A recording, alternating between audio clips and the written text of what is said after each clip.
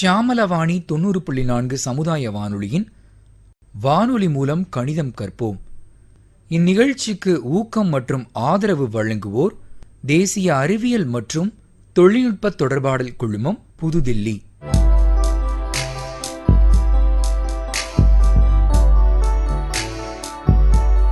முதலாவதாக கணித வினாடி வினா. இதில் கலந்து கொள்வோர் மதுரை மாவட்டம் சோளங்குருணி கிராம மக்கள். இப்பொழுது அறிமுக நேரம். முதல் அணி, நீங்க இப்போ உங்களை அறிமுகப்படுத்திக்கோங்க. சோளங்குருணியிலேருந்து வந்திருக்கோம். என்னுடைய பெயர் ஜே ராமலட்சுமி. என் கூட வந்திருக்கவங்க பஞ்சவர்ணம். என் டீம் ஏ. இரண்டாவது அணி, இப்போ உங்களுடைய அறிமுகம். என்னுடைய பேர் சி அழகுநாச்சி. நான் சோளங்குருணிலேருந்து வந்திருக்கேன். என்னோட வந்திருக்கவங்க சந்திரா. எங்கள் டீம் பி. மூன்றாவது அணி, இப்போ உங்களுடைய அறிமுகம். என் பெயர் சிட்டு. என் கூட வந்திருக்கவங்க மகேஸ்வரி. எங்கள் ஊர் சோளங்குருணி. நாங்கள் சீலர்.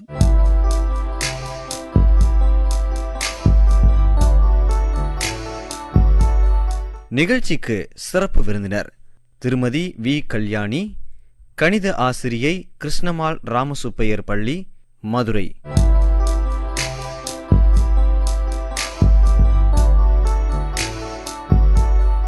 வினாடி வினா போட்டியின் விதிமுறைகள். போட்டியில் மொத்தம் 5 சுற்றுகள். ஒவ்வொரு சுற்றிலும் ஒவ்வொரு அணிக்கும் 5 கேள்விகள் கேட்கப்படும். ஒவ்வொரு கேள்விக்கும் 10 மதிப்பெண்கள். ஒவ்வொரு சுற்றின் முடிவிலும் நீங்கள் பெற்ற மதிப்பெண்கள் அறிவிக்கப்படும். உங்கள் ஒவ்வொரு அணிக்கும் ஸ்லேட் கரும்பலகை கொடுக்கப்பட்டுள்ளது. கேள்விக்கான பதிலை நீங்கள் கணக்கிட்டு சரி செய்த பின் பதில் தெரிவிக்கலாம். நீங்கள் பதில் சொல்லவில்லை என்றால் அக்கேள்வி அடுத்த அணிக்கு கேட்கப்படும். அப்படி நீங்கள் விடை சொல்லும் பட்சத்தில் 5 மதிப்பெண்கள் மட்டும் கிடைக்கும். 1 மற்றும் 2ஆம் இடத்தை பெறுபவருக்கு சிறப்பு பரிசு வழங்கப்படும். மற்றவர்களுக்கு ஆறுதல் பரிசு வழங்கப்படும்.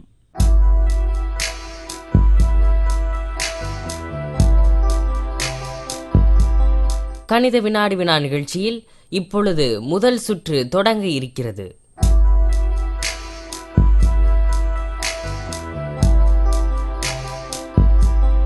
முதல் கேள்வி ஏ அணிக்கு. தினமும் நாம் பயன்படுத்தும் சில்லறை காசுகளின் வடிவம் என்ன?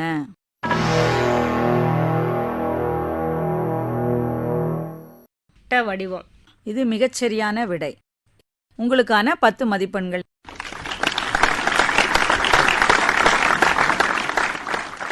ஏ அணிக்கான அடுத்த கேள்விமா. 5 ரூபாய் நோட்டு, 10 ரூபாய், 100 ரூபாய், 500 ரூபாய் நோட்டுகளின் வடிவம் என்ன?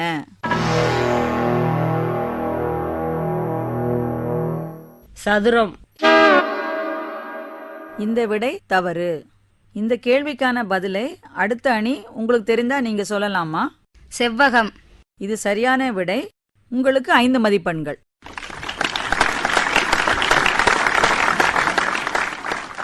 ஏ அணிக்கான 3வது கேள்விமா. நாம் வாழும் பூமி எந்த வடிவம் கொண்டது?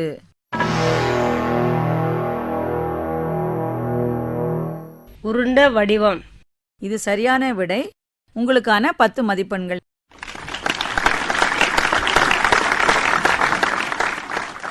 ஏ அணிக்கான 4வது கேள்விமா. 2 புள்ளிகளை சேர்த்தால் கிடைப்பது எது?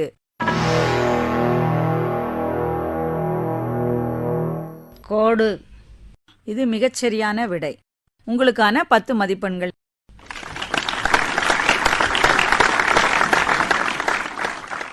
ஏ அணிக்கான 5வது கேள்விமா. ஒரு செவ்வகத்தில் எத்தனை முக்கோணங்கள் 3 வெட்டில் கிடைக்கும்? ஒரு செவ்வகத்தை நம்ம 3ஆ வெட்டும்போது எத்தனை முக்கோணங்கள் கிடைக்கும்?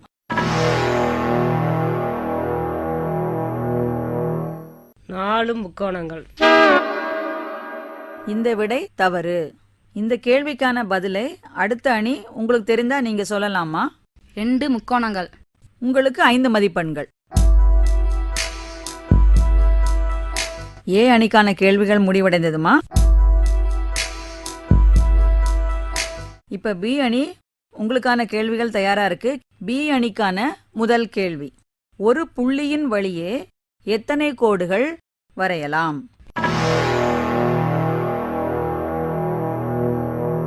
எண்ணற்ற கோடுகள். இது மிகச்சரியான விடை. உங்களுக்கான 10 மதிப்பெண்கள்.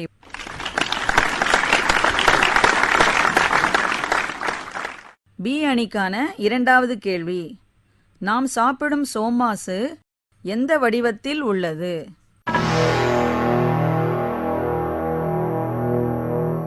முக்கோணம். இது சரியான விடை. உங்களுக்கான 10 மதிப்பெண்கள்.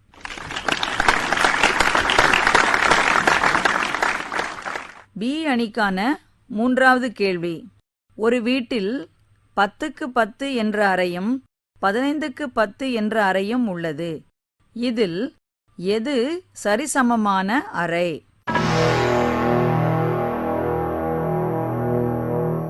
பத்துக்கு 10 அறை. இது சரியான விடை. உங்களுக்கான 10 மதிப்பெண்கள்.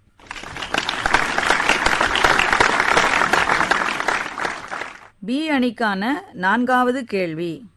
சதுரம் என்றால் என்ன? அதனுடைய பக்கங்கள் எப்படி இருக்கும்?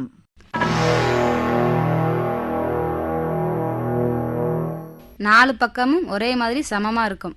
இது சரியான விடை. உங்களுக்கான 10 மதிப்பெண்கள்.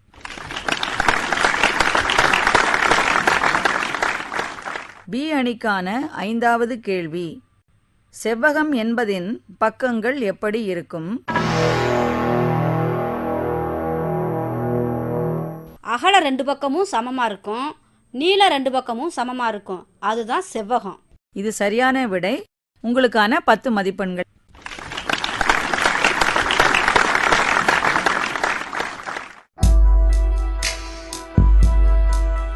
பி அணிக்கான முதல் சுற்று கேள்விகள் முடிவடைகிறது.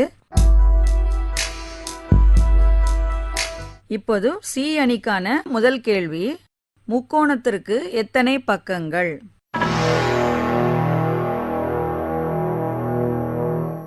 6. இது சரியான விடை. உங்களுக்கான 10 மதிப்பெண்கள்.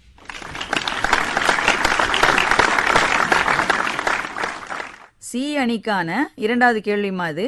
ஒரு சதுரத்தை ஒரே வெட்டில் எத்தனை முக்கோணங்கள் கிடைக்கும்?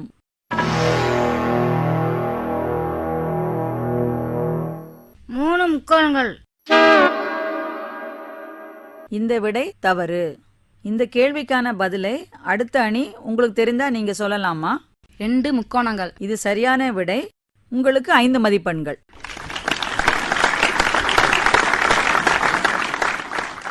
சி அணிக்கான மூன்றாவது கேள்வி. ஒரு வீட்டில் ஒரு ஆப்பிளை 3 பேருக்கு சரிசமமா கொடுக்கணும் அப்படின்னா அந்த ஆப்பிளை எத்தனை முறை வெட்ட வேண்டும்? கேள்வியை திரும்ப கேட்குறேம்மா. ஒரு ஆப்பிளை 3 பேருக்கு சரிசமமா 2 துண்டுகள் கொடுக்கணும். அப்படி கொடுக்கணும்னா அந்த ஆப்பிளை எத்தனை முறை நாம் வெட்ட வேண்டும்?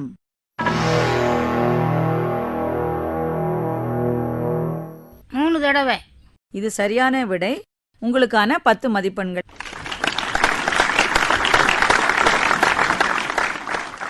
சி அணிக்கான நான்காவது கேள்வி. தண்ணீர் எந்த வடிவம் பெறும்?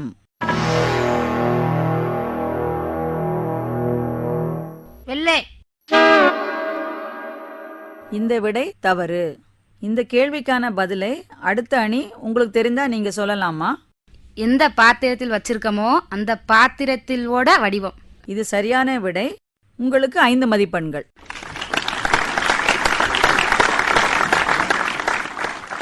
சி அணிக்கான ஐந்தாவது கேள்வி. பொதுவாக வீடுகளில் மழைநீர் சேகரிப்பு தொட்டி எந்த வடிவத்தில் உள்ளது?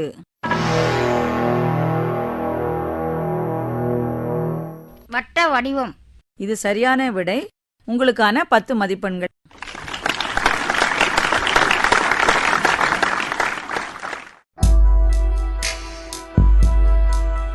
இப்பொழுது முதல் சுற்று நிறைவடைந்தது. கணித வினாடி வினா நிகழ்ச்சியின் முதல் சுற்றின் நிறைவில் டீம் ஏ 30 மதிப்பெண்கள் பெற்றுள்ளனர். டீம் பி 65 மதிப்பெண்கள் பெற்றுள்ளனர். டீம் சி 35 மதிப்பெண்கள் பெற்றுள்ளனர். கணித வினாடி வினா. இதில் பங்கேற்றவர்கள் மதுரை மாவட்டம் சோளங்குருணி கிராம மக்கள்.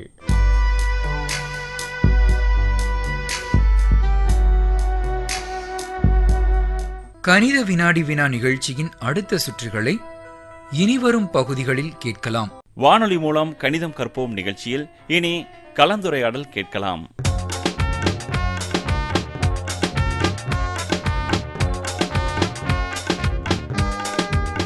கலந்துரையாடலில் இன்று எலும்பியல் மருத்துவத்தில் கணிதம்.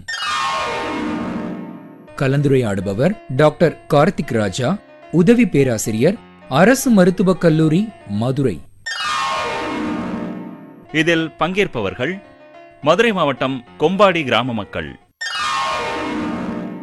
வணக்கம், என் பேர் மெஹராஜ் பேகம். என் பேர் மாரியம்மா.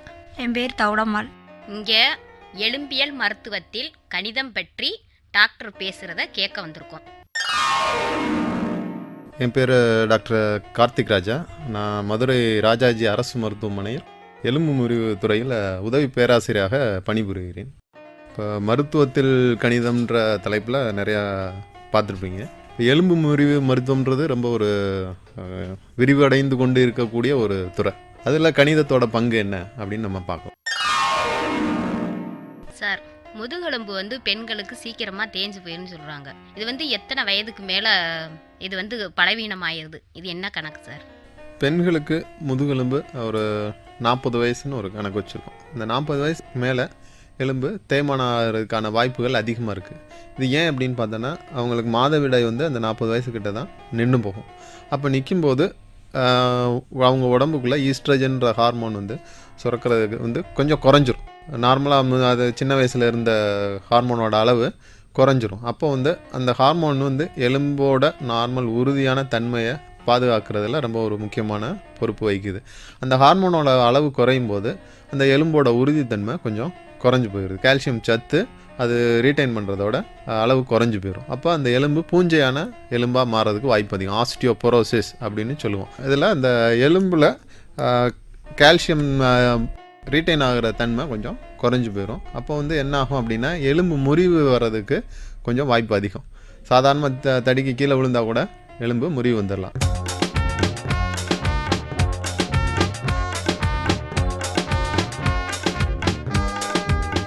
நீங்கள் கேட்டுக்கொண்டிருப்பது எலும்பியல் மருத்துவத்தில் கணிதம்.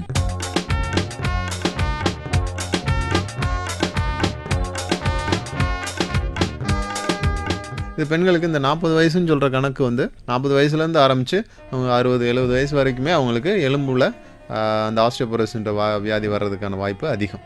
அப்போ அதுக்கு நம்ம நடைப்பயிற்சி, கால்சியம் அதிகமாக உள்ள பொருட்களை சாப்பிட்றது, இது மாதிரிலாம் பண்ணோம்னா நம்ம இந்த வியாதி வர்றதோட பாதிப்பை கொஞ்சம் குறைச்சிக்கலாம். கால்சியத்தோட அளவு, ரத்தத்தில் கால்சியத்தோட அளவு எவ்வளோ இருக்குன்னு நம்ம பார்க்கலாம். அது மூலமாக சில வியாதி இருக்கா இல்லையான்ற தெரிஞ்சுக்கலாம். நார்மலாக எவ்வளோ அளவு இருக்கணும் அப்படின்னா 8.5லேருந்து 10.5, எல்லாமே ஒரு வேரியேஷன் தான். ஒரு ஸ்ட்ரிக்டாக 10, 9ன்னு சொல்ல முடியாது. 8.5லேருந்து 10.5க்குள்ளே இந்த ரத்தத்தில் கால்சியத்தோட அளவு இருந்தால் ஒருத்தர் நார்மலாக இருக்கான்னு. ரொம்ப குறைஞ்சது அப்படின்னா அவருக்கு எலும்பு வீக்காகிறது அல்லது சதைகள் வீக்காகிறது, இந்த மாதிரி பிரச்சனைகள் வரலாம். ரத்தத்தில் சில அளவுகளை பார்க்குறத வச்சு நம்ம சில வியாதிகளை கண்டுபிடிக்க முடியும். இதே மாதிரி தான் எல்லாமே நம்பரில் தான் வரும். நமக்கு ரிப்போர்ட் அவங்க கொடுக்கையில் நம்பரில் கொடுப்பாங்க. அது கூட இருக்கா குறைச்சிருக்கான்றதை வச்சு நம்ம சில வியாதி இருக்கான்னு கண்டுபிடிக்கலாம். இப்போ இஎஸ்ஆர் அப்படின்னு சொல்லுவாங்க. ரத்தத்தில் ரத்த அணுக்கள் எவ்வளோ வேகமாக செட்டில் ஆகுது அப்படின்றத வச்சு நம்ம சில வியாதிகள் கண்டுபிடிக்கலாம். முக்கியமாக டிபி, மூட்டு தேய்மானம், முதுகு தண்டில் டிபி இருந்தால், அல்லது ஏதாவது ஒரு கிருமி எலும்பில் கிருமி தாக்கம் இருந்தால், இது எல்லாத்தையுமே இந்த இஎஸ்ஆர் அப்படின்ற ஒரு டெஸ்ட் மூலமாக கண்டுபிடிக்க முடியும். இதே போல் சிஆர்பின்னு இன்னொரு டெஸ்ட் இருக்குது. இதுவுமே அளவு தான். ஒரு 5 அளவு இருந்தால் அது நார்மல்னு அர்த்தம். இதே இது 90, 100 அப்படின்னு அளவு இருந்ததுன்னா அதிகமாக வியாதி கிருமி இருக்கிறதுக்கான வாய்ப்புகள் அதிகம். இதே ஒரு ஆப்ரேஷன் பண்ணும்போதுமே இதோட அளவு கூடலாம், ஆனால் சீக்கிரம் குறைஞ்சிரும். ஆனால் இதே வியாதி இருக்கும்போது இந்த அளவு ஒன்று கூடிக்கிட்டே போகும், இல்லை ஒரே அளவில் கூடின அளவுலேயே மெயின்டைன் ஆகிட்டு இருக்கும். இப்போ இதை வச்சு சில வியாதிகளை கண்டுபிடிக்கலாம். அதே மாதிரி நம்ம வைத்தியம் பார்க்கும்போது இந்த அளவு குறைஞ்சி வருது அப்படின்னா அந்த நம்ம கொடுக்குற வைத்தியம் அவருக்கு நல்லா கேட்குதுன்னு அர்த்தம். குழந்தைகளுக்கு இப்போ எலும்பில் கிருமி தாக்கம் இருக்கும், அப்போ அவங்களுக்கு காய்ச்சல் இருக்கும், வலி அதிகமாக இருக்கும், நடக்க மாட்டாங்க, இந்த மாதிரி தொந்தரவு வரும். அப்போ நம்ம எக்ஸ்ரே பார்த்து இது மாதிரி கிருமி இருக்குன்னு நினச்சி நம்ம மருந்து மாத்திரைகள் கொடுக்கலாம். ஆப்ரேஷன் எடுத்தோன்னே ஆப்ரேஷன் பண்ண மாட்டாங்க, மருந்து மாத்திரை கொடுக்கலாம். ஆனால் மருந்து மாத்திரை கொடுக்குறது எப்படி கேட்குது அப்படின்னா, ஒன்று அவருக்கு காய்ச்சல் குறையும், வலி குறையும், பழையபடி கொஞ்சம் எந்திரிச்சு நடக்கிறது இதெல்லாம் பண்ணுவாங்க. இது போக நம்ம ரத்தத்தில் இந்த டெஸ்ட்டுகளை பண்ணும்போது இது அளவு குறைஞ்சி வந்ததுன்னா நம்ம கொடுக்குற மருந்து வேலை செய்யுது அப்படின்னு அர்த்தம். இல்லை அதே மாதிரியே இருக்குது, இல்லை இன்னும் கூடிக்கிட்டே போகுது அப்படின்னா அறுவை சிகிச்சைக்கான தேவை இருக்குது அப்படின்னு நம்ம பண்ண வேண்டியது. ஒருவேளை அறுவை சிகிச்சை தேவைப்படலாம்.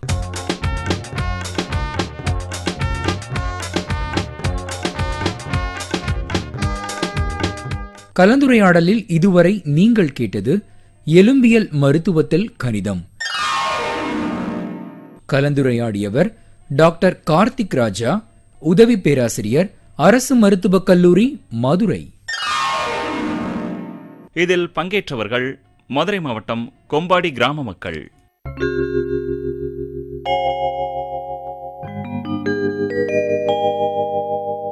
வானொலி மூலம் கணிதம் கற்போம் நிகழ்ச்சியில் இனி நாடக கணிதம் கேட்கலாம்.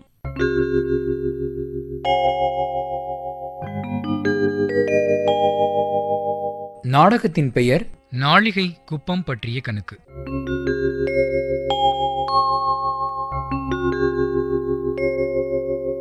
இதில் பங்கேற்பவர்கள் மதுரை மாவட்டம் வலையங்குளம் கிராம மக்கள். இதில் வரும் கதாபாத்திரங்கள்: மயிலாத்தாவாக வைரசாந்தி, மரகதமாக முருகேஸ்வரி, மாரியம்மாவாக தனலட்சுமி. நாடக கதை எழுதியவர் திரு எம் கிருஷ்ணன். நாடக இசையமைப்பு ஷியாமலாவாணி 90.4. என்ன மயிலாத்தா, மக ஊருக்கு நல்லபடியா போயிட்டு வந்தாச்சா? போயிட்டு வந்தாச்சு மரகதம்.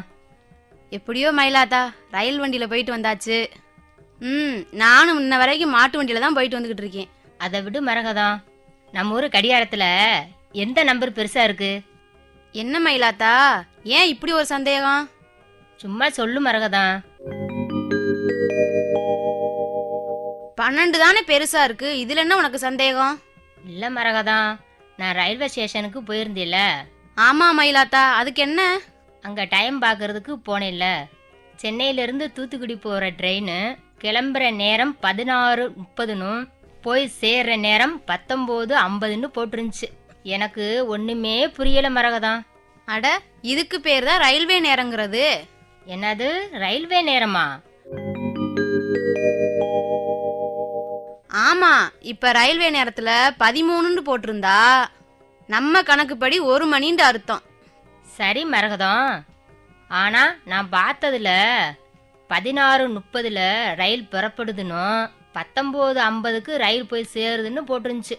13 போட்டிருந்தா எத்தனை மணின்னு நான் சொன்னேன். ஆமா மரகதம், 1 மணின்னு சொன்னேன். ஆனா நான் பார்த்தது 16:30 போட்டுருந்துச்சே. அப்படின்னா 3.5 மணி நேரம் கூடி இருந்துச்சே. அப்படின்னா 13ல இருந்து கணக்கு பண்ணோம்னா நேரம் 4:30 மணி.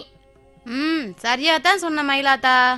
அதே போல 19:50 இருந்தாலும் இந்த 1 மணின்றத 13 கணக்கு வச்சுக்கிட்டு அப்படியே நம்மளால கூட்டி சொல்ல முடியும். இப்பதான் இந்த ரயில்வே கணக்கு புரிஞ்சிருக்கு மரகதம்.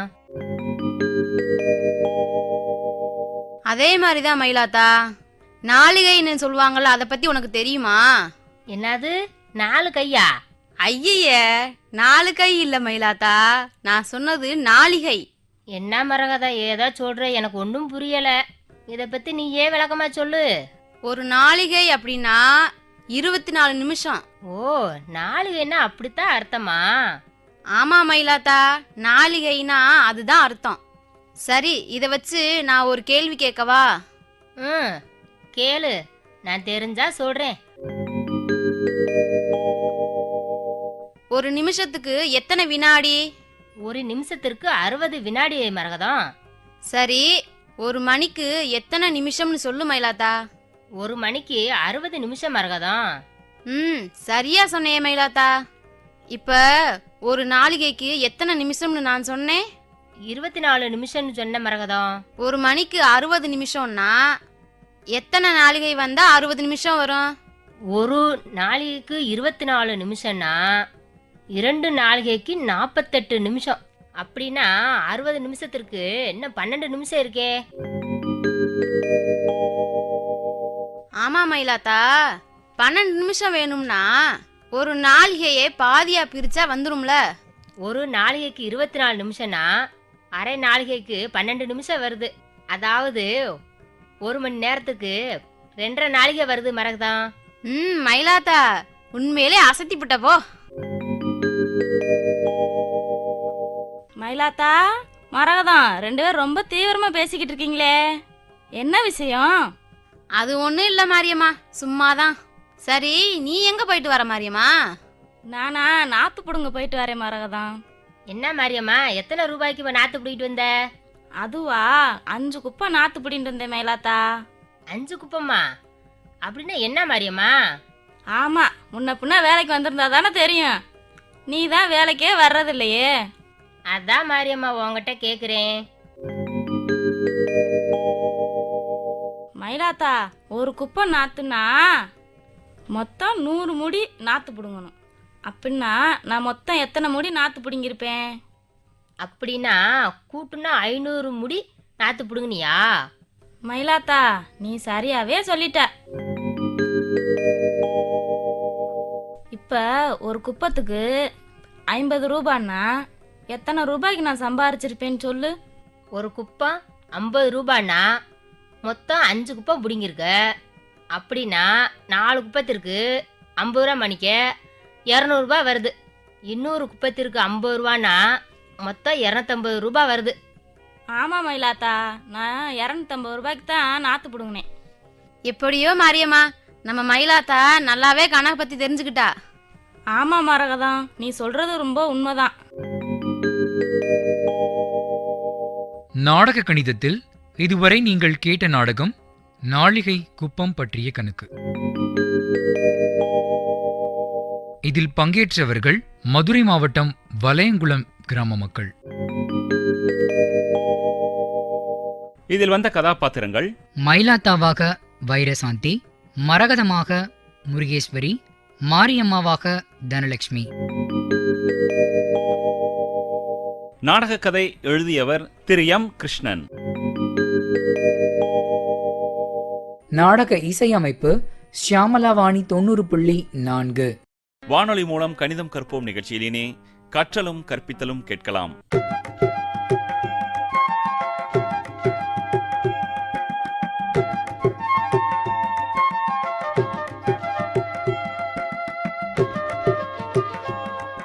கற்றலும் கற்பித்தலும் நிகழ்த்துபவர் எஸ். சண்முகப்பிரியா, கணித ஆசிரியை, கிருஷ்ணம்மாள் ராமசுப்பையர் பள்ளி, மதுரை.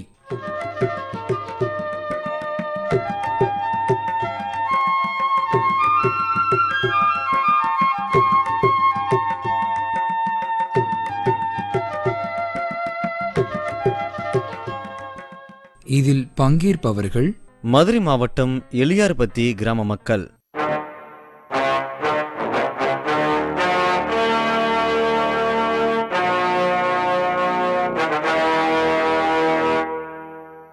வணக்கம். இன்னைக்கு வானொலி மூலம் கணிதம் கற்போம் நிகழ்ச்சிக்காக எளியார்பத்தியிலேருந்து வந்திருக்கேங்க. இப்போ நான் உங்களுக்கு ஒரு எண்கள் கொடுக்குறேன். 4, 5, 2, 1. அடுத்த எண் 3, 2, 3, 5. இப்போ இதுல இன்னொரு நம்ம எண்ணையும் சேர்க்க போறோம். இப்போ 4 இலக்க எண்ணில் 2 எண்கள் எழுதியிருக்கோம். இப்போ இதுல இன்னொரு 4 இலக்க எண்ணை நம்ம சேர்ப்போம். இப்போ அடுத்து 1, 1, 2, 1. இப்போ இதுல 3, 4 இலக்க எண்கள் எழுதியிருக்கோம். இப்போ கூட்டல் கணக்குல பாத்தீங்கன்னா எத்தனை எண்கள் இருந்தாலுமே நம்ம எளிதில் என்ன பண்ணலாம், கூட்டலாம். 2 எண்கள் மட்டும்தான் கூட்ட முடியும்னு சொல்ல முடியாது. 2 எண்களோட இன்னொரு எண்கள் இருந்தாலும் நம்ம ஈஸியாக கூட்டலாம். இப்போ இதில் நம்மளுக்கு 3, 4 இலக்க எண்கள் இருக்குது. முதல் எண் என்ன சொன்னேன்? 4, 5, 2, 1. 4521. அடுத்த எண் 3, 2 3 5 3235. அடுத்த எண் 1 1 2 1 1121. இப்போ இந்த 3 எண்களையும் இப்போ நம்ம கூட்ட போறோம். இப்போ ஒன்றுகள் இடத்துல நம்மளுக்கு 3 எண்கள் இருக்கு. அதாவது 1 5 1. இப்போ 1 கூட்டல் 5 6, 6 கூட்டல் 1 7. இப்போ ஒன்றுகள் இடத்துல நம்மளுக்கு 7ன்ற விடை கிடைச்சிருக்கு. அடுத்து 10கள் இடத்துல 2 3 2. இப்போ 2 கூட்டல் 3 5. இப்போ அந்த 5ஓட 2 கூட்டணும். 5 கூட்டல் 2 7. இப்போ அடுத்த 100கள் இடத்துல 5 2 1. 5 கூட்டல் 2 7. அதோட 7 கூட்டல் 1 8. 1000 இடத்துல 4 3 1. 4 கூட்டல் 3 7. இப்போ அந்த 7ஓட இந்த 1 கூட்டுங்க. 7 கூட்டல் 1 8. இப்போ நம்ம 3 4 இலக்கு எண்களை கூட்டியிருக்கோம். நம்மளுக்கு கிடைச்சிருக்க விடை 8 8 7 7. 8877.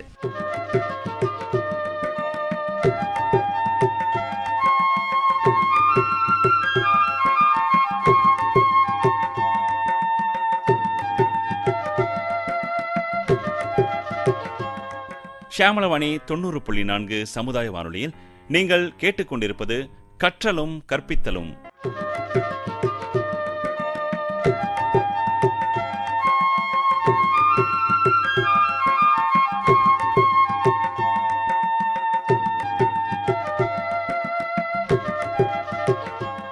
இப்போ 0 வச்சு ஒரு கணக்கு பார்ப்போம். 5 1 2 2 3 4 0 2 2 1 0 0. இப்போ இந்த கணக்குல 0 இருக்கு. இப்போ 0 இருந்தா இப்படி நம்ம கூட்டுறதுன்னு பார்ப்போம். இப்போ இந்த 3 எண்களும் என்னென்ன எண்கள் திரும்பி ஒரு தடவை பார்ப்போம். 5 1 2 2 5122. அடுத்த எண் 3 4 0 2 3402.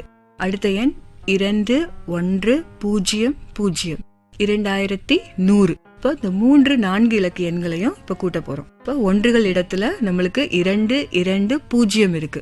இப்போ 2 கூட்டல் 2 4. இப்போ 4ஓட 0 இப்போ கூட்டணும். இப்போ 4ஓட 0 கூட்டும் போது நம்மளோட விடை 4 தான். ஏன்னா 0க்கு மதிப்பு கிடையாது. அப்போ 0ஓட எந்த ஒரு எண்ணை கூட்டினாலுமே நம்மளுக்கு அதே எண்ணு தான் நம்மளுக்கு பதிலா கிடைக்கும். அப்ப 2 கூட்டல் 2 4. 4 கூட்டல் 0 4 தான். இப்போ அடுத்து 10கள் இடத்துல 2 0 0. 2 பூஜ்ஜியங்கள் இருக்கு. ஒரே ஒரு எண்ணு தான் இருக்கு. அப்போ எத்தனை 0 இருந்தாலுமே அதனோட மதிப்பு இல்லை. இப்போ அதே நம்மளுக்கு எண் மட்டும்தான் நம்மளுக்கு விடையா கிடைக்கும். இப்போ 2 கூட்டல் 0 2. 2 கூட்டல் 0 2 தான் நம்மளுக்கு பதில். இப்போ 100கள் இடத்துல 1 4 1. இப்போ 1 கூட்டல் 4 5. 5 கூட்டல் 1 6. 1000 இடத்துல 5 3 2. இப்போ 5 கூட்டல் 3 8.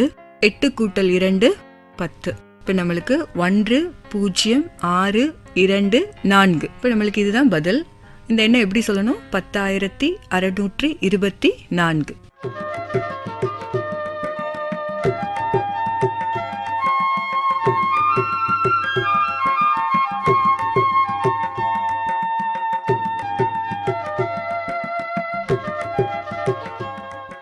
இதுவரை நீங்கள் கேட்டது கற்றலும் கற்பித்தலும்.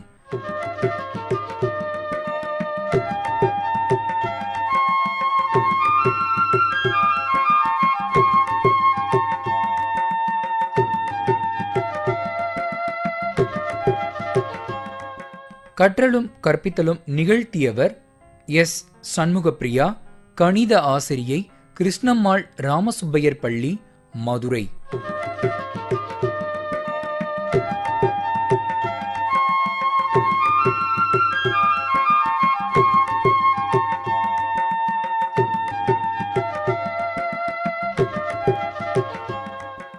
இதில் பங்கேற்றவர்கள் மதுரை மாவட்டம் எலியார்பத்தி கிராம மக்கள்.